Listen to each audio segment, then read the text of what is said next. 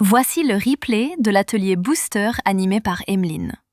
Emeline est membre du club Peps ta boîte. En fait, aujourd'hui, quelqu'un qui vous cherche, que ce soit par recommandation, par Google, par réseau, le premier réflexe qu'il a, c'est d'aller voir qui vous êtes. Je ne sais pas vous, moi, on me conseille une pizzeria. Le premier truc que je fais, je vais sur Google, je regarde les photos, je regarde les avis, je vais sur Insta, je regarde si c'est actif, s'il y a un menu du jour. Bah, vos prospects, c'est pareil. Et aujourd'hui, mon intérêt, c'est que vos profils sur vos réseaux donnent envie à vos prospects de vous contacter. Parce qu'en fait, j'aimerais que vous ayez en tête cette image. Si je vous dis que pour ces 2 gâteaux, la recette est exactement la même, est-ce que vous avez quand même une petite préférence? Oui. Moi, oui. En fait, c'est ça que je veux que vous compreniez, c'est que vous avez le pouvoir de maîtriser la première impression que vous faites de façon digitale. Donc là, j'en plaisante en vous montrant de la pâtisserie, mais sur tous les réseaux, c'est pareil. Je vais commencer par vous rassurer, vous n'avez pas besoin d'un site web ultra compliqué, vous n'avez pas besoin d'aller claquer l'intégralité de vos bénéfices sur de la publicité et surtout, vous n'avez pas besoin d'être présent partout. En revanche, vous avez besoin d'inspirer confiance là où vous êtes déjà.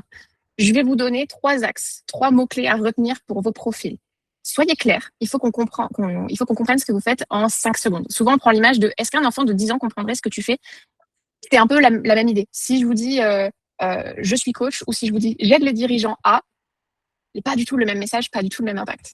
Soyez cohérent. Si sur votre fiche Google, il y a marqué que vous êtes fermé le 14 juillet, indiquez-le partout ailleurs, par exemple. Et soyez actif, et je vais même ajouter réactif. Si je vois que votre dernière publication, elle date de plusieurs mois, de plusieurs semaines, que vous ne répondez pas au message, bah, ça n'inspire pas confiance. Je me dis, il y a quelque chose qui ne va pas, il y a quelque chose peut-être qui peut coincer.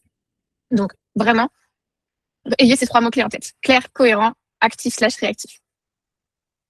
Je vais vous donner quelques bonnes pratiques à adopter et ça va vraiment être le cœur de ma présentation aujourd'hui. Donc, partout, la première bonne pratique, c'est votre photo de profil. Preuve à l'appui, un peu comme le gâteau, vous voyez, moi, un profil qui n'a pas de photo, qui n'a pas d'image, ça m'inspire un petit peu moins confiance qu'un profil qui a une image. Le selfie, c'est OK, mais moi, j'aime bien voir le visage des gens et savoir à qui je m'adresse. La photo de groupe, on essaie d'éviter parce que notamment sur LinkedIn, par exemple, quand je vois qu'il y a 2-3 personnes sur une photo et que je ne vous connais pas encore, qui êtes-vous sur la photo? Je ne sais pas à qui je parle. Et pareil, ça inspire peut-être un peu moins confiance. Une photo de vous, c'est bien. Une photo de vous, mieux, bien cadrée, c'est mieux. Et si vous utilisez votre logo, c'est complètement OK. Mais voyez soit le recadrer, soit utiliser une version qui soit OK avec les formats des photos de profil. Donc là, par exemple, le logo Pandora, je l'ai juste recentré sur le haut et j'ai coupé l'intégralité du reste. La photo avec le fond blanc, je l'ai simplement recadré pour qu'on voit mieux le visage. Et puis, j'ai mis un exemple de photo qui, je trouve, marche assez bien.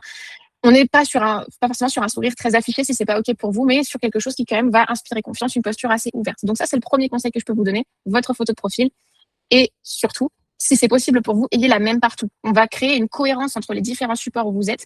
Si quand je vous écris sur WhatsApp, vous avez une photo de vacances où je vous reconnais pas, ou si vous avez la même photo que quand on a discuté sur LinkedIn ou sur Facebook, pas le même impact. Et puis, forcément, moi, dans mes contacts WhatsApp et dans les nombreuses conversations que j'ai d'ouvertes, et je suis sûre que pour vous, c'est pareil, je vais vous retrouver beaucoup plus facilement et ça va être beaucoup plus simple pour garder le contact. Partout également votre identité, donc votre nom et votre URL. Alors, votre nom, donc vous pouvez le modifier notamment je parle de LinkedIn et Facebook. Sur Instagram, c'est le nom de votre profil. Mais si vous avez un nom composé ou si vous avez un nom de jeune fille, un nom d'époux, d'épouse, ayez vraiment la même structure partout où vous êtes, pareil, pour qu'on puisse vous retrouver facilement et que ça inspire confiance. Si vous avez un double nom et que sur Facebook, vous en utilisez un, mais sur WhatsApp, vous en utilisez un autre, ou sur LinkedIn, vous utilisez le nom composé, on peut un peu se perdre et puis après, on ne sait plus. Voilà. Donc, vraiment essayez de garder vos noms avec la même structure partout. Je sais que ça peut paraître un peu bête quand je le dis comme ça, mais ça m'est déjà arrivé d'avoir des contacts avec un nom complètement différent selon la plateforme où je leur parlais. Et au final, j'ai posé la question franchement, mais quel est ton nom de famille? Parce que moi, quand je crée ma fiche contact ou le jour où je te fais un devis, qu'est-ce que je mets? Soyez cohérents, comme ça, vraiment, on garde une base qui est saine et qui est tranquille pour tout le monde. Là, je vous ai mis également vos URL. Alors, sur Instagram, ça va être votre arrobase, votre handle qui va servir en fait pour votre URL. Donc ça, vous pouvez le travailler. N'hésitez pas à inclure des mots-clés sans avoir un nom qui soit trop compliqué après à taper pour vos prospects, mais vous pouvez y inclure quelques mots-clés, pourquoi pas. Et après, sur Facebook et sur LinkedIn, vous voyez, je vous ai mis 2 exemples. Sur LinkedIn, extrêmement facile et je pourrais vous donner le lien de ma présentation pour que vous puissiez récupérer les tutos. Vraiment, ça se fait en 5 minutes, mais plutôt que d'avoir votre nom, prénom, puis après une suite de chiffres et de lettres qui, pour un humain lambda, ne veut rien dire, vous pouvez les supprimer pour avoir juste un profil qui, finalement, paraît un peu plus clean, un peu mieux fait. Et sur Facebook, c'est pareil, mais c'est même encore pire parce qu'on se retrouve avec un ID qui est super bien lisible pour les algorithmes, pour les robots, pour les IA, mais c'est pas forcément à eux que vous voulez parler là tout de suite. C'est très bien qu'ils puissent vous trouver. On pourra en parler à un autre moment, mais pour vos prospects, n'hésitez pas à prendre les 5 minutes pour juste avoir, vous voyez, cette URL hyper clean. C'est un petit détail qui, pour moi, peut vraiment faire la différence. Bonne pratique à adopter, gardez en tête que l'humain de base est feignant. En tout cas, je sais pas vous, moi je suis hyper feignante. Donc du coup, si vous me donnez le lien sur lequel vous voulez que je clique, et ben forcément, je vais moins aller à droite, à gauche, aller chercher des informations. Je vais aller là où vous voulez m'emmener. Donc j'ai pris un exemple sur LinkedIn. Alors ça, c'est seulement pour les profils pro. Même en profil normal, vous pouvez mettre une URL, mais elle ne s'affichera pas au même endroit. Mais sur les profils pro, quand on met une URL, vous voyez, elle apparaît vraiment en haut. Sur Facebook, maintenant, ils sont énormément développés. Vous pouvez mettre les liens vers votre site, vers vos autres profils réseaux sociaux, utilisez-les. Et sur Instagram, vous pouvez mettre alors jusqu'à 5 liens, mais il y en a un seul qui s'affiche et après, on vous marque et 4 de plus. C'est OK. En termes de référencement, ça ne change pas grand-chose. Mais si vous voulez, vous pouvez aussi créer un Linktree. Donc là, je vous ai mis un exemple. Alors, il y a Linktree, c'est aujourd'hui le plus connu, mais où il y en a plein d'autres. Vous pouvez même faire ça sur Canva si vous avez envie, pour mettre l'intégralité des liens vers lesquels vous avez envie que vos prospects aillent. Une prise de rendez-vous, votre site, vos offres, vos tarifs, pourquoi pas juste vos avis clients. Guidez vos prospects là où vous voulez qu'ils aillent et vraiment, vous allez voir que vous allez vous simplifier la vie et leur simplifier la vie. Idem sur votre fil Google. Alors, sur votre fil Google, je vais en profiter pour vous glisser un mot sur les Google Posts qui sont assez méconnus. Donc, vous avez la possibilité de mettre un site web. Il y a quelques temps, je pouvais conseiller, si vous n'aviez pas de site web, de mettre les liens vers vos réseaux sociaux. Maintenant, Google le bride beaucoup plus, donc ne le faites pas parce qu'ils ont créé cette section dédiée aux liens réseaux sociaux.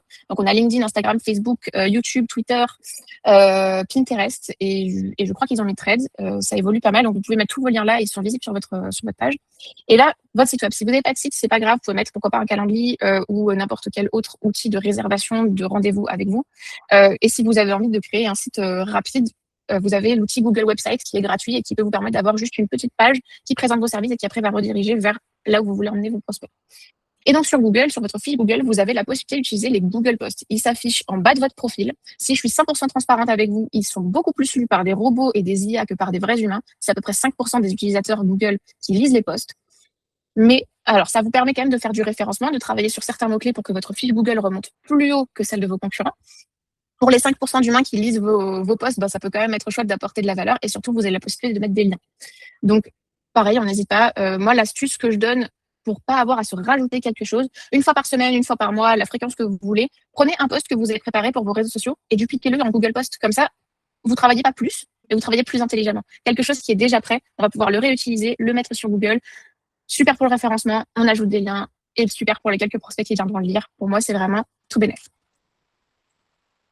Maintenant que je vous ai parlé de tout ce qui va se passer de façon globale sur tous les réseaux, je vais détailler réseau par réseau. Dans le temps imparti, je vais couvrir pour moi les 3 principaux, Instagram, Facebook, LinkedIn, mais on pourra discuter des autres si vous voulez après ou même pendant les questions-réponses.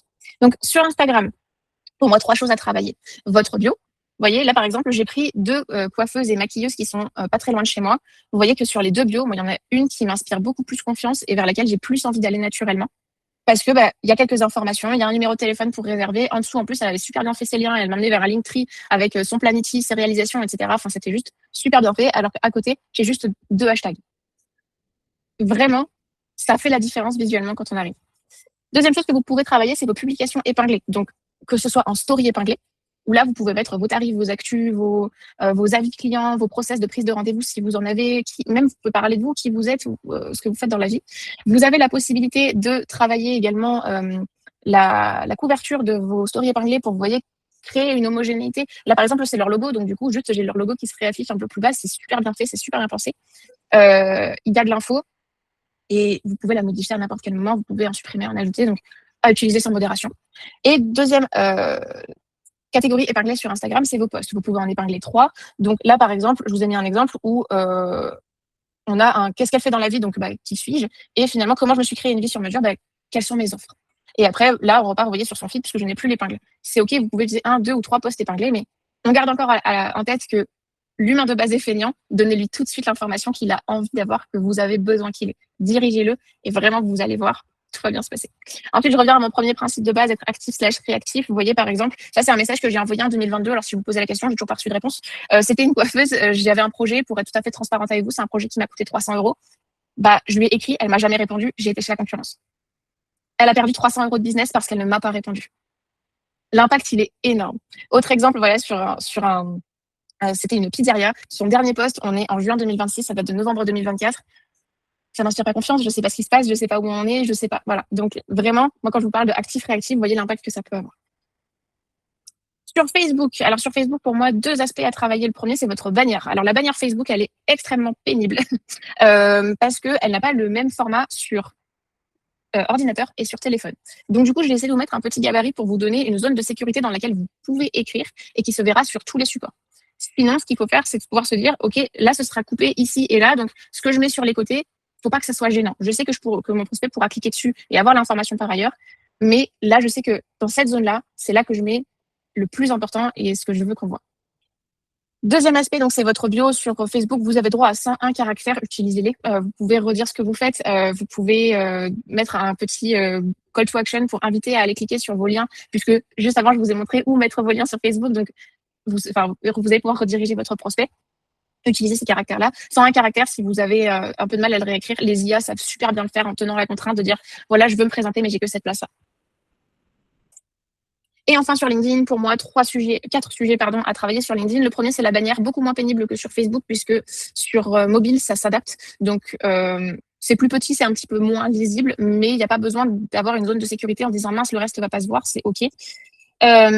Deuxième chose, c'est votre titre. Donc, ne vous limitez pas à votre poste. Je trouve que c'est hyper intéressant de pouvoir dire, je suis. Alors, je vois Sandra dans les invités, donc je vais prendre son exemple. Je suis assistante administrative. J'aide les dirigeants à gagner X heures par semaine grâce à. Et là, vous voyez, on a tout de suite une valeur perçue pour le client. On va pouvoir aller plus loin. Et en fait, votre titre, c'est la première chose qui se voit avec votre nom quand on recherche quelqu'un sur LinkedIn. Et dans la barre de recherche, LinkedIn prend aussi en compte le titre. Donc, vraiment, utilisez-le à bon escient parce que quelqu'un qui ne sait pas forcément ce qu'il cherche, qui va chercher un développeur, une assistante admin ou peu importe, il va aussi pouvoir chercher dans le titre. Et vous pouvez avoir un avantage concurrentiel en vous plaçant comme ça sur ce réseau-là. Sur LinkedIn également, vous avez la section info. Alors, de mémoire, la section n'est pas limitée en termes de caractères. Vous avez de la place. Utilisez-la en termes de référencement, c'est super. Par contre, par pitié, pas de bloc compact, aéré, sauter des lignes. Pourquoi pas mettre des petits emojis toujours, enfin, pour ma part, toujours avec parcimonie, mais donnez des infos sur vous, parlez-vous. Aujourd'hui, on est vraiment sur une ère de personal branding où on vient parler de nous, où on vient ramener de l'humain dans un monde où on voit de plus en plus d'IA. Donc, là, c'est l'occasion de dire qui vous êtes, qu'est-ce qui vous différencie, quelle est votre expérience, comment vous en êtes arrivé là. Et après, pourquoi pas rediriger vers vos offres. Et votre sélection, donc la rubrique sélection sur LinkedIn, je la trouve extrêmement puissante parce que vous pouvez mettre en avant, les posts et les liens que vous voulez que vos prospects voient en premier. Donc là, par exemple, moi, j'ai mis un lien vers mon e-book. J'ai également mis un post vers mon e-book et j'ai également mis le lien vers mon portfolio puisque c'est ça que je veux que mes clients voient.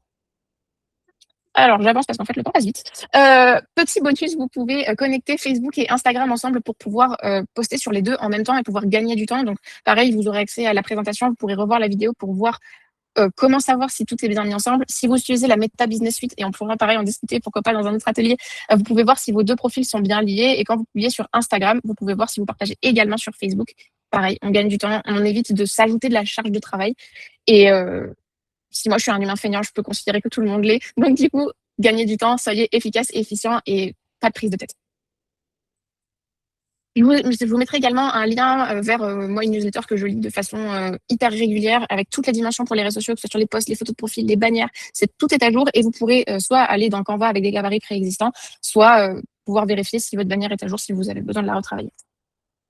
Je vous laisse avec une petite checklist de vos profils avec quelques questions à vous poser. Est-ce que j'ai une photo claire et professionnelle et finalement, est-ce que je ressemble toujours à ça? Par exemple, moi non, j'ai changé de coupe de cheveux, faudrait que je change ma photo. Ma bio explique-t-elle bien ce que je fais, / un enfant comprendrait-il ce que je propose? Mon lien de contact est-il simple à trouver? Est-ce que j'ai publié quelque chose récemment et même est-ce que j'ai répondu aux messages que j'ai reçus? Est-ce que mon univers visuel est harmonieux? Ça, c'est surtout si vous publiez des posts, pas forcément des reels en facecam ou autre. Est-ce qu'un inconnu comprend mon offre en 10 secondes? Et moi, la question que j'adore poser, c'est est-ce que je me contacterai? Quand je vois mon profil, est-ce que j'ai envie de me contacter? Et n'hésitez pas à utiliser des anti-sièges, à regarder des profils de concurrents ou même de gens qui ne font pas du tout la même chose que vous. Qu'est-ce qui vous plaît sur ces profils et qu'est-ce que vous pouvez piquer comme idée? Voilà, mon mot de la fin, c'est qu'on ne vous demande pas d'être parfait, de publier tous les jours, mais par contre, votre profil, il doit vraiment inspirer confiance, il doit donner envie de vous contacter. Enfin, c'est vraiment une porte d'entrée pour vos leads, pour vos prospects. Je vais vous donner l'exemple de ma coiffeuse. Ça peut vous ramener du business, mais ça peut aussi vous en faire perdre. Donc, soyez clair, cohérent, vivant. Et surtout, n'oubliez pas de kiffer votre com, parce que si vous kiffez ce que vous faites, c'est sûr que ça se ressentira et que vos prospects le verront et auront d'autant plus envie de vous contacter. Est-ce que j'avais une autre slide? Oui, j'ai un e-book sur le sujet des réseaux sociaux. Si jamais vous voulez creuser tout ça, là, je vous ai parlé de 3 réseaux extrêmement rapidement. Dans cet e-book-là, je les couvre quasiment tous. Je donne des prompts IA, etc. Donc, n'hésitez pas. Et voilà, j'en ai terminé pour cet atelier. Si vous avez des questions, j'y répondrai avec grand plaisir. Et sinon, je vous retrouverai le 9 juillet pour un atelier sur comment être régulier sur les réseaux sociaux. Merci beaucoup, Emeline, pour ce partage d'informations. C'était très clair, mais il peut y avoir des questions. Alors, qui se lance? Qui a une question? Moi, j'ai une question. C'est un peu personnel, donc, mais en gros, j'ai pas mal une audience un peu anglais, un peu français. Et j'avoue que je ne sais pas trop comment orienter mes posts parfois parce que je suis parti en anglais et je prends en compte que les Français auront plus de simplicité à me lire en anglais que le contraire. Mais même en ayant une double activité sur 2 sujets différents, des fois, c'est un peu difficile de choisir ses posts sur un sujet particulier. Dans ce cas-là, comment tu prendrais la chose? Est-ce que tu irais seulement sur une activité sur LinkedIn et sur un autre réseau social, une autre activité, ou est-ce qu'on peut mixer les 2 activités en même temps?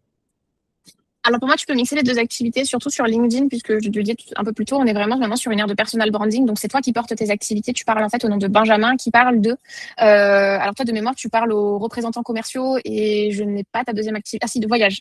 De voyage, c'est ça? Ouais, Non, c'est du coup, ça. en soi, c'est toi qui portes ton activité et tu vas pouvoir utiliser ta voix. Donc pour moi, c'est OK. Par contre, sur des réseaux comme Instagram, je vais plutôt aller distinguer avec 2 pages parce que ton audience ne sera pas la même.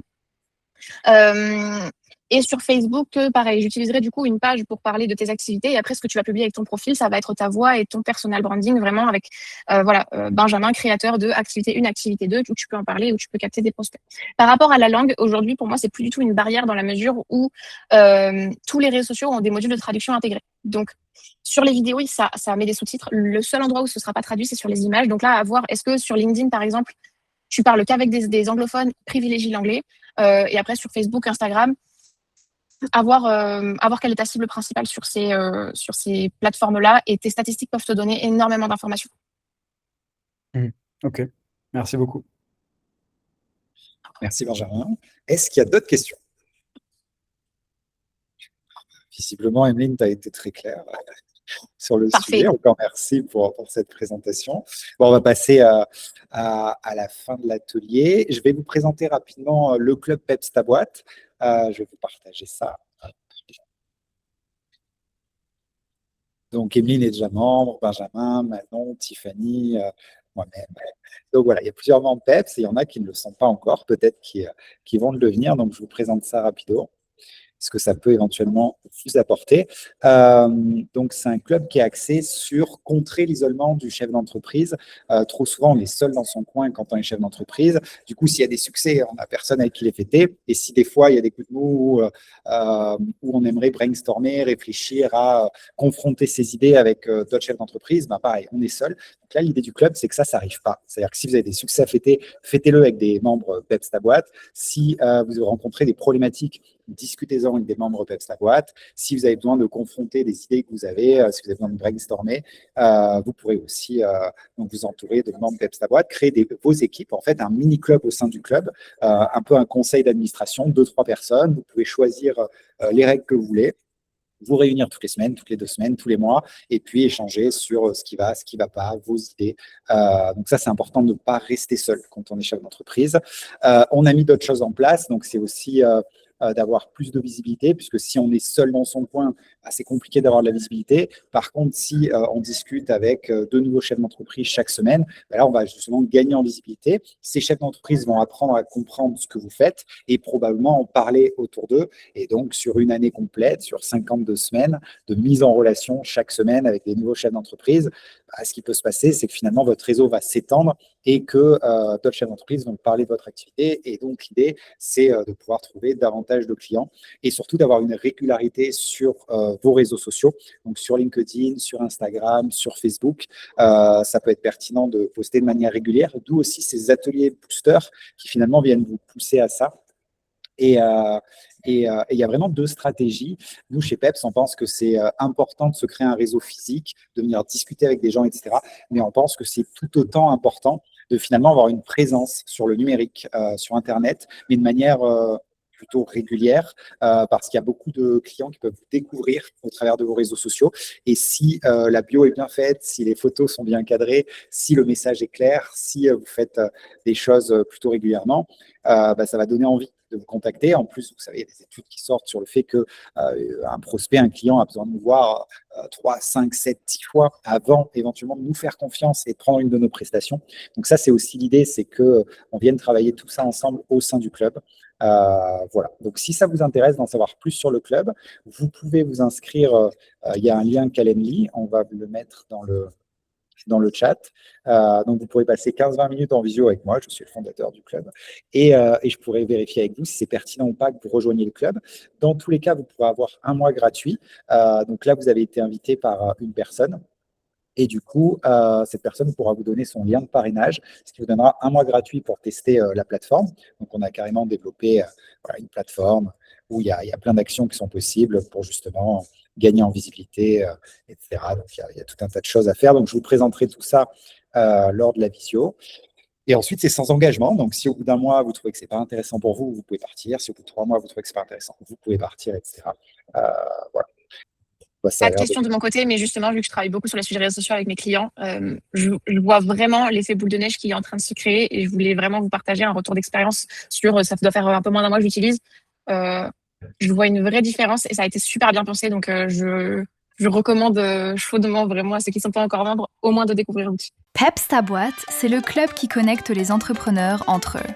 Chaque semaine, tu découvres d'autres chefs d'entreprise et tu choisis ceux avec qui te connecter. Pas des contacts froids, des dirigeants qui partagent les mêmes valeurs, le même quotidien, la même envie d'avancer. Tu échanges, tu te recommandes, tu construis un vrai réseau de confiance. Et au fil des rencontres, de nouvelles opportunités naissent.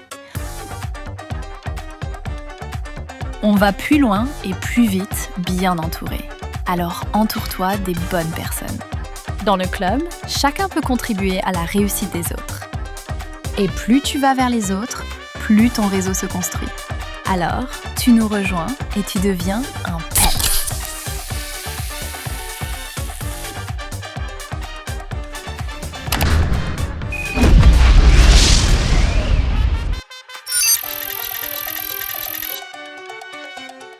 Pour un PEPS, il n'y a plus de limite.